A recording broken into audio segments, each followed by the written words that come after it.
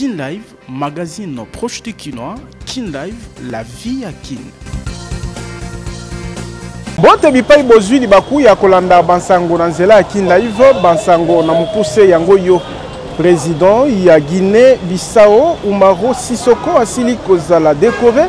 mardi 29 avril 2025 na grade ya ba grand cordon ya ordre national ya ba héros nationaux Kabila Lumumba mokonzi ya mboka RDC Félix Tshisekedi nde aibi na ko décoré ye pona komipesa na ye na ntina ya kimia na Afrika. Signature ya déclaration ya kimia kati na ministre affaires étrangères ya Rwanda pe homologue na ya RDC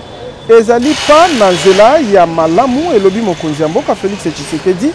o atalisi ete sima ya mabongisami nyonso oyo instabilité ekozali susu te na RDC.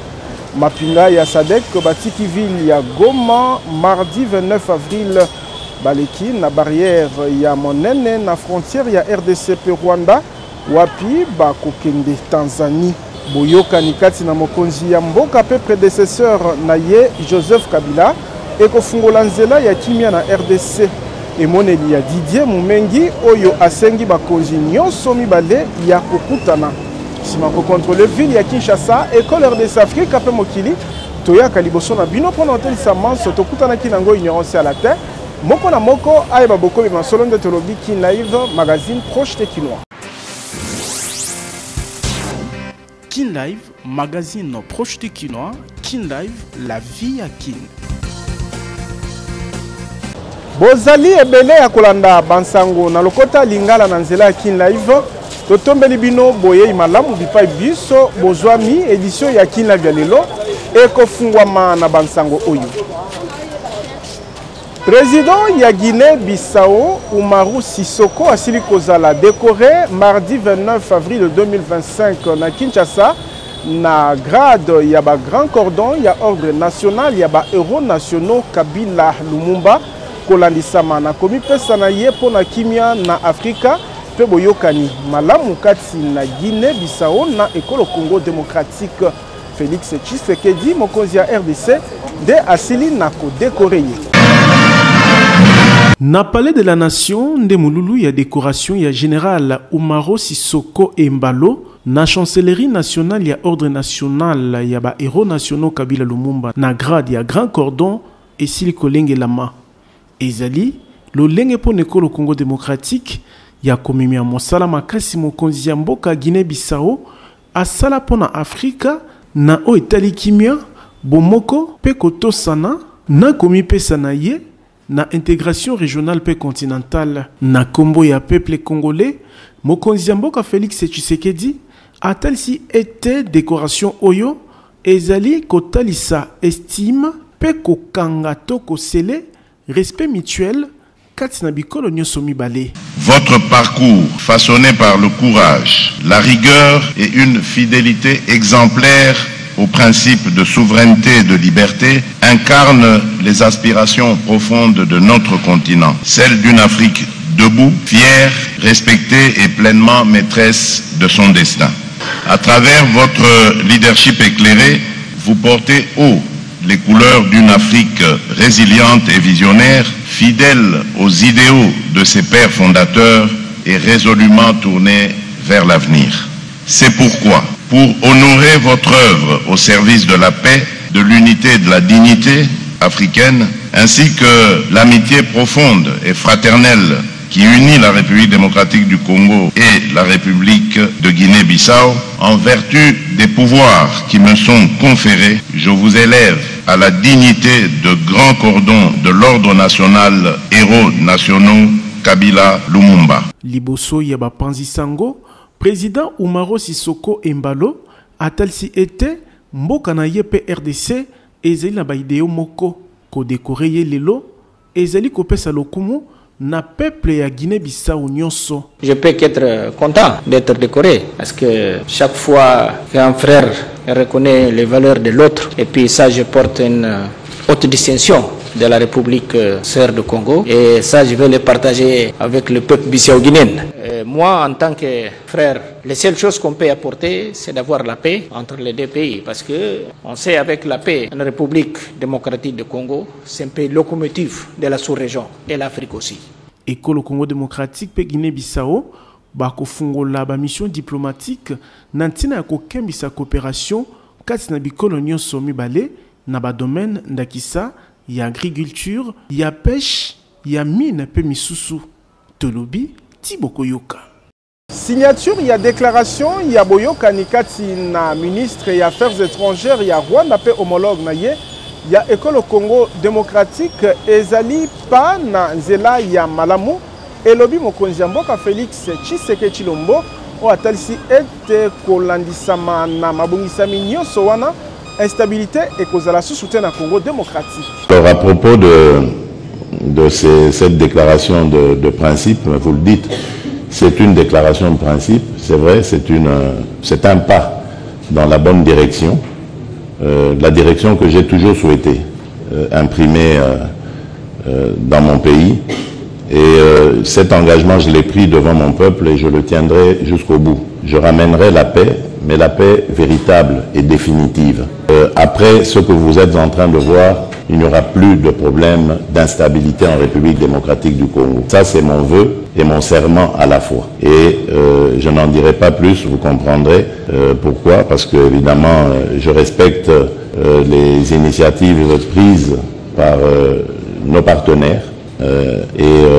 je vous donne simplement rendez-vous le jour où cette paix deviendra réalité. Mboka Belgique pe Royaume-Uni ezali ko soutenir souveraineté pe intégrité ya mabele École Congo démocratique. Vice-premier ministre ya misala libanda ya Mboka Belgique pe envoyé spécial ya Grande-Bretagne batalisi position pe soutien na bango na processus ya kimia na École Congo démocratique na boyambami na bango na mokonzi ya mboka Félix Tshisekedi.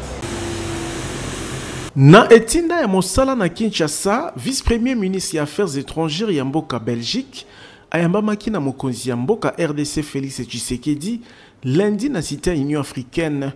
Sima ya masolo oizwaki ngonga molai, Maxime Prévost atalisaki na mokonzi ya mboka ete Belgique ezali kopesa maboko na souveraineté pe intégrité ya mabele École Congo démocratique, victime ya agression ya Rwanda. Pour na patron ya diplomatie ya Belgique, mboka na ye ezali kopesa maboko na ba mabongisami nyonso ya kimiato processus de paix na École Congo démocratique. Les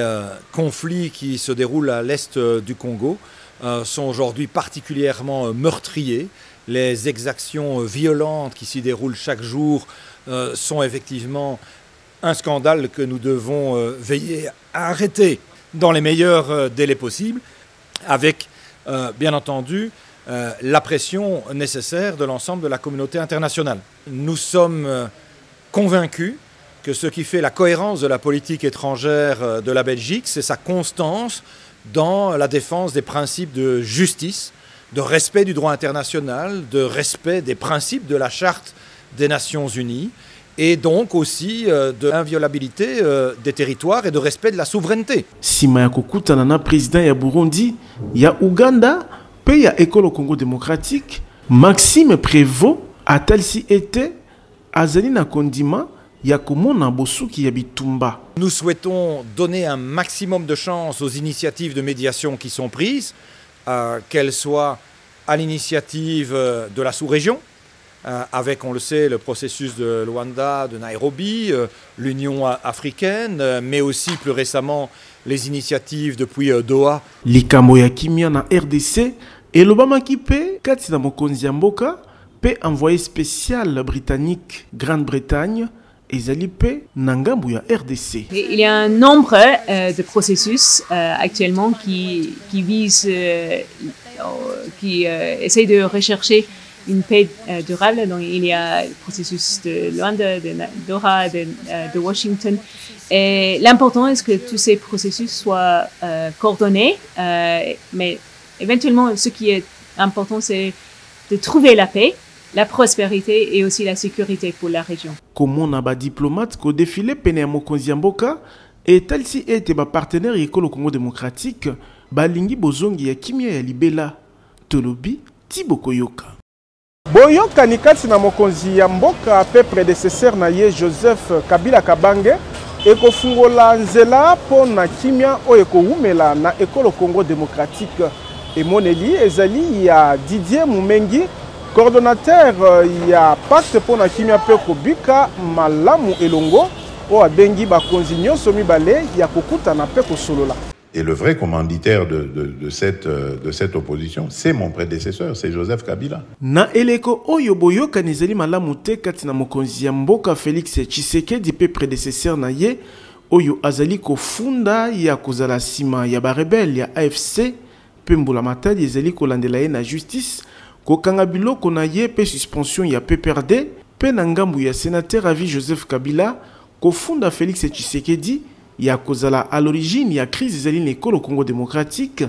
Didier Mumengi, coordonnateur général ya pacte pona kimia pe kobika malamu elongo abengi bakonzi nyonso mibale ya kose dépasser bakutana pona kopesa mboka Congo démocratique kimia. Je demande encore une fois humblement et patriotiquement au chef de l'État, président Félix Antoine Tshisekedi, de tendre la main de la paix, de la réconciliation nationale et de la solidarité à son prédécesseur, le président honoraire Joseph Kabila Kabange. Nous avons la chance d'avoir en vie un ancien président, un président en exercice, un président en fonction. Le président honoraire Joseph Kabila, je m'adresse à lui humblement aussi, n'a plus droit d'être partisan. Il n'a pas droit de choisir un camp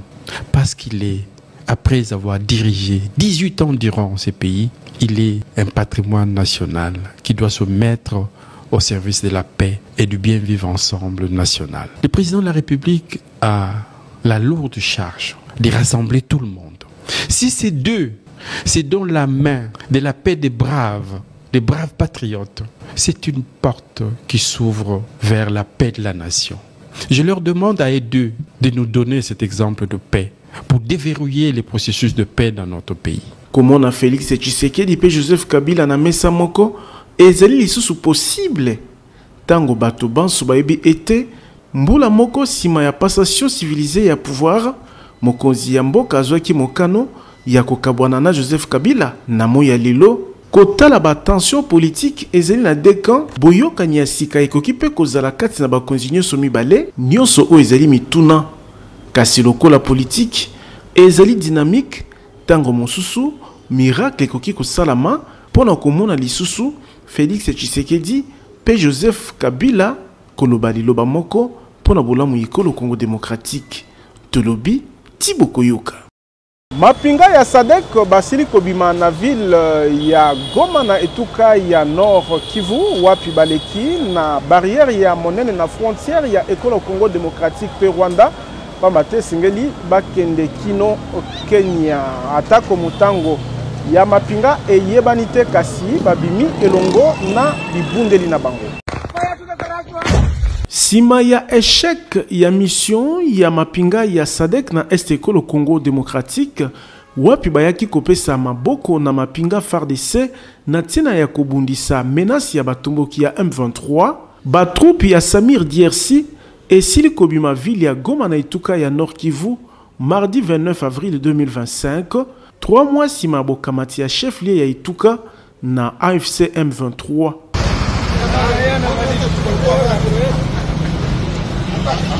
Ndenge bozali komona cortège yami tukaminene ezwaki direction ya grande barrière na frontière RDC pe Rwanda wapi ekatisi Rwanda pona kokende Tanzanie mutango ya basoldat eyebanite kasi bibundeli na bango bakei nango pe lokola tolobi tibokoyoka.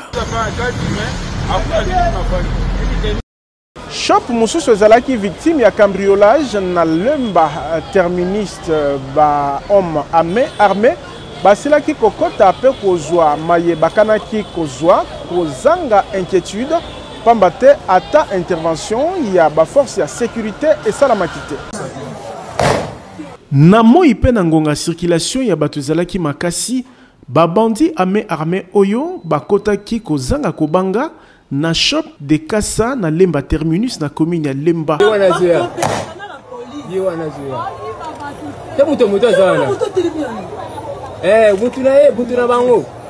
Ndenge bozali komona na bilili okokanisa film ya Rambo bakoti pe bazwi biloko bakanaki bayanke mitano basona manduki babetaki masasi yambo bamatana ba moto ya ba complice na bango po bakende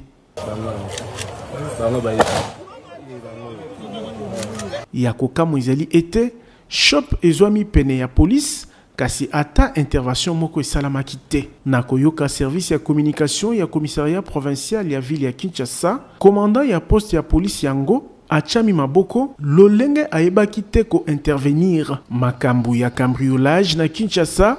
ekomi makasi koleka bakonzi babengami ya kotia ba mesures sécuritaires ya malonga pona kobundisa insécurité na capitale ya RDC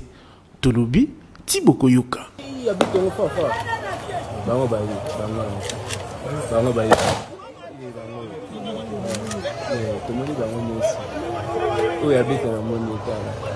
Mbulamata d'école Congo démocratique ezali déterminé ya kokotisa na misala mukano ya ko démolir ba construction anarchique nyonso na Kinshasa kakate kasi na 35 villes ya Congo démocratique na lianga ni vice-premier ministre ya intérieur et sécurité alengelaki wapi ministre d'état ya urbanisme pe habitat na gouverneur ya ville bamunsaki elongi mikano ya ndenge na ndenge zwami pe bakebisi baebanso batonga na bisika bilongo banite. Tozaki na réunion lelo na excellent monsieur vice-premier ministre intérieur la mine état des affaires foncières le canton na ville de Kinshasa na monsieur le gouverneur ya ville de Kinshasa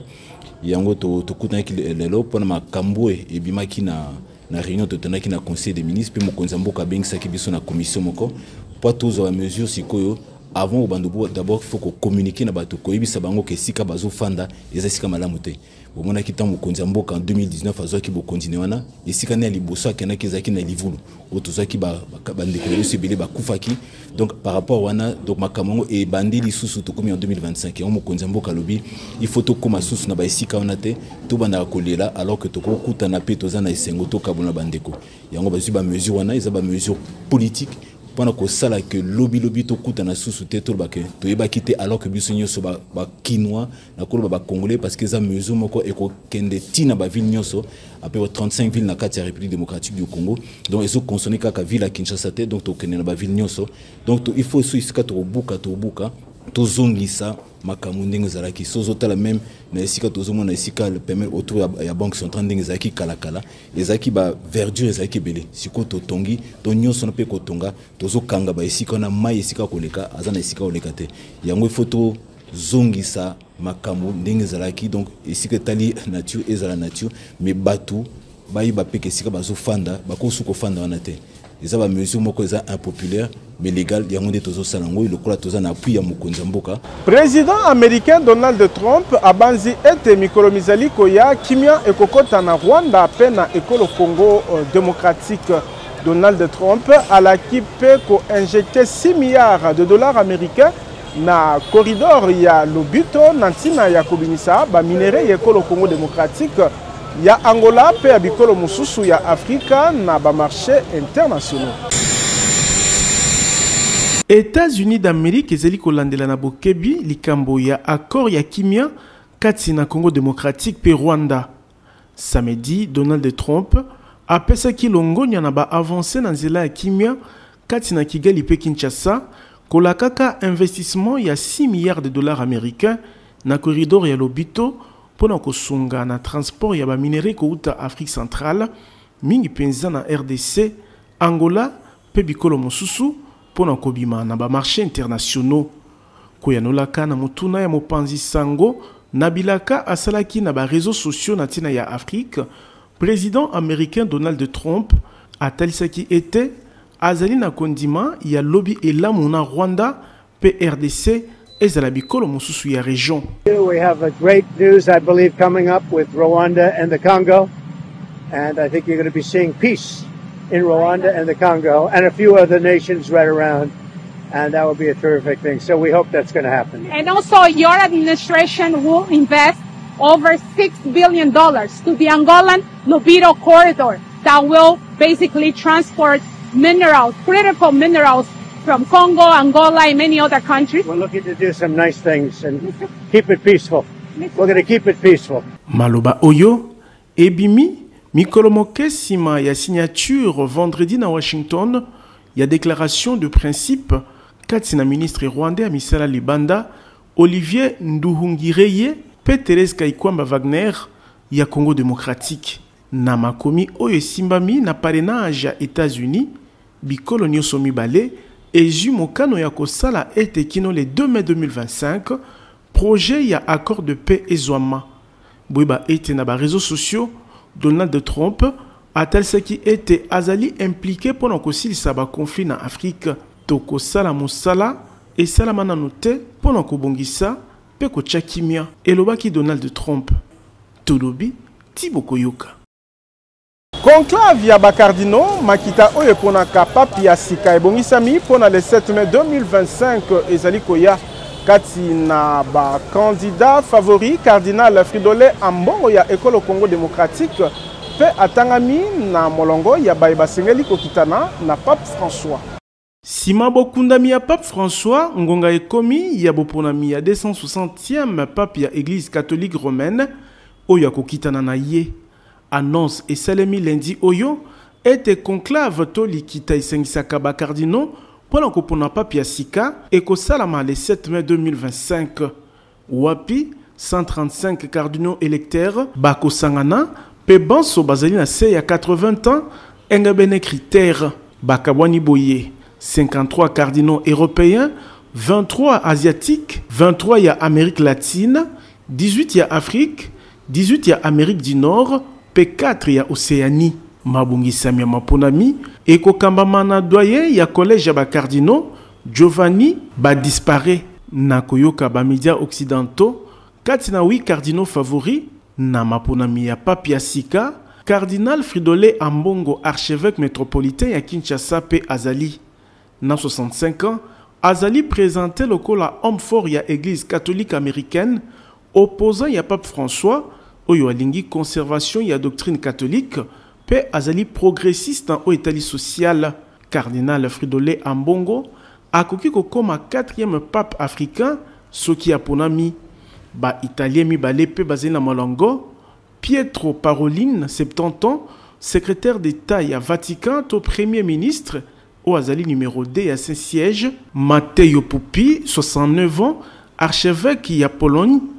Andrés Arborelius, archevêque ya Stockholm,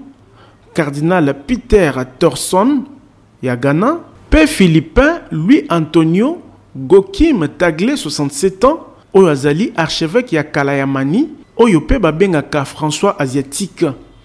cardinal ya Hongrie Peter Erdo, Oyo Emone Linaye, Ezali Pe opposé na ya Pape François, cardinal ya Guinée, Robert Sarah, 79 ans, Yepe Lokola, Azali contre réforme ya Église catholique, Pe Azali contre célibat ya Basango. Boyeba ete, Maponami ya Pape ya Sika, Eko Salamana conclave, na Wiklo, Pe Bakangelaka, Cardinaux électeurs chapelle ya Sixtine, sans téléphone, sans télévision, Pe sans internet, na critère, cardinal akoki komi pona ye mokote. Soki molongi azui 2 tiers à 90 voix, milinga ya pembe ekobima pe proclamation ya Pape ya Sika. Kasi soki molongi abimite, milinga ya mwinunde ekobima. Boyeba ete, na 2013, pona boponami ya Pape François, basalaki mikolo mibale na conclave, pe maponami esalemaki 5 fois. Tolobi, Tiboko Yoka. Koma kola lopango na $1,500 ya pamba, kasi okofuta be $500, mususu ekolanda moke moke. Soki po linyo koma patron, ba bus ya sika 00 km ezali kopesama na nyongo na ba moto na président Ziko Mukanga. Bolingo ya Congo pe ba Congolais ndezali ko caractériser ba action sociale pe philanthropique ya président Ziko Mukanga makila Lumumba o alingi ko mona lisusu locataire pe mobola te na Kinshasa. Koko Makolo lopango ezali lisusu lixité pour président Ziko Mukanga a soldé lopango ya 20 sur 20 na $1,500 oyo kuto kofuta $500 ya pamba mususu ekolanda moke moke tala ba kinois pe ba congolais o batimba na ba quartier Mukanga 1 na commune Ntiele pe quartier Mukanga 2 na Menkao na commune ya Maluku pona kopona lopango na ye grâce ya opération Komakolo lopango awa kotonga ndako ezali na facilité pour nyonso eza sur place ba dépôt ya ciment ba dépôt ya mabaya ya ba barre de fer ya ba tôle pe ba forage pona kozwa mai ezala ba groupe électrogène ya mbiji pona kosunga misala na bino etambola na lombangu nil par ailleurs na quartier Mukanga de paysage ezali awa lokola kaka na Ottawa na Canada mopepe kitoko mokonzi ya bawewa nyonso ya RDC amemeli bino opération comme patron babus Mercedes force ya sika 00 km ezali kopesama na $30,000 ya pamba kasi okofuta be $10,000 mususu kolanda moke moke moto ya 2 pneus na $1,300 avance $400 moto ya 3 pneus na $4,500 ya pamba avance $2,000 aux moto na yo mususu kofuta moke moke bongo pona ko améliorer social ya population Ziko Mukanga Makila Lumumba asali 300 hectares ya bilanga pe ebele ya maziba ya mbisi pona ko laissa peuple congolais poisson Ziko Mukanga na moins cher olingi o bénéficier na ba avantage nyonso oyo président ya ANIPTNC apesi bino adresse ezali moko numéro 42 ya avenue Victoire na deuxième niveau ya galerie infra quartier Kauka na commune ya Kalamu tolobi Tiboko Yoka bato mibale bawei pe ebele misusu bazoki bapota na accident esalemi na route Matadi na ngambu ya mbuka na etuka ya Congo Central remorque oyo ememaki ba barre de fer to pe mabende ebaluki na nzela atako likambo esali ete likama oyo esalama nanu eyebani te. Kin Live, magazine proche du Kinois. Kin Live, la vie à Kin. Bilenga bazwi nzela ya kokende koyekola na poto na bokasi agence de voyage Tour du Monde Service où ezali ko faciliter ba inscription pe visa d'études na Europe. Je suis dans l'une des universités catholiques d'ailleurs. Kotanga université na poto ezala na ba institut technique et komi pété pona bana ya Kinshasa pe ya RDC. Pambate mokonzi agence de voyage Tour du Monde Service azalaki na ba différents pays ya Europe ndakisa France, Belgique, Italie, Suisse pe misusu pona ko signer ba protocole d'entente na ba différentes universités ya bamboka o ya Europe pe ba institut technique na tina ko faciliter bilenge ezala ba ya école secondaire olingi okende kotanga na poto sans risque ya ko se faire escroquer adresse ezali moko agence de voyage Tour du Monde Service po awa okosala choix université yo moko pe agence et ko faciliter yo na ba démarche pour na inscription pe obtention ya visa d'études soki omonaki pasi na kala lelo temes mobiki si aye kosunga yo mwana ya Congo olingi kotanga na poto okende kosala ba études na yo na pete ezala ba bourse d'études possibilité ya kozwa yango pe ezali spécialisé na ko faciliter ba démarche pour na visa temes ezali kokoba kufungola champ bino ba yebolingi kokende États-Unis Canada pour na ba raison ya tourisme pe misusu l'agence la plus crédible TMS ezali kokoba na mosala ya kosunga ba congolais tozali na numéro 5151 ya balabala Kasavubu quartier Matonge 1 na commune ya Kalamu TMS mobiki si pona ba démarche ya voyage na Kinshasa tolobi Tiboko Yoka bokono ya misu kuna ya mino ekomi kozwa lobiko na nzela ya clinique ophtalmologique pe dentaire super optique ezwami na rond-point ngaba esika bazwaka transport ya zando eloko na eloko ezalaka na ngonga nango soki lobi ezalaki milelo ngonga kozwa lobiko na bokono ya mino pe ya misu ekoki po fondation Oila ememeli bana ya Kinshasa ya basi pe mibali na bakongole nyonso ba matériel ya génération ya sika pona kobikisa bango na nzela ya clinique ophtalmologique super optique o ezali na ba service spécialisé ndakisa ophtalmologie pona kobikisa bokono ya misu ata oyo balembana na ba matériel moderne oyo ba soin ezali kopesa malokola kaka na mikili ya poto bongo ba lunette tozali na ba verre progressif double foyer pe simple vision ya ba marque nyonso pe pour na ba bourse nyonso. Traitement ya ba verre photo gré anti-reflet, photo max pour na ba kumbi mituka, ba kumbi wewa ezala ba ebasa elaka ba smartphone pe ordinateur ezo salama na super optique. Et sili wana te mobange na cabinet dentaire moderne pe ezali maladi ya minu esili kozwa lobiko na ba équipement ndakisa fauteuil moderne oyo ovandi netomati na cheval pasi bosana lobiko ezali koya chirurgie dentaire ya ba sorte nyonso ezali kosalama minu ekatana osekaka lisusu te awa minu ezali kozonga mobimba pamba te ba prothèse ya ba forme nyonso ezali kosalama soki minu ekoma salite super optique ezali kosukola pe blanchisserie dentaire ezali minu ezonga kongala lokola mapata radiologie dentaire pe ezali nyonso na prix ya bana mboka. Adresse tozali na rond-point Ngaba en face ya station Kobile esika bazwaka transport ya Zando. Maladi na yo ezwi lobiko tolobi Tiboko Yoka. Kin Live, magazine proche du Kinois. Kin Live, la vie à Kin. Kin Live suki awa tozalaki na esengo ko présenter bino yango bomo meseno pe toto di bino botondi sima caméra ezalaki Gindo Mbele botikana na kimia. Kin Live ezali kokoba. Kin Live, magazine proche du Kinois. Kin Live, la vie à Kin.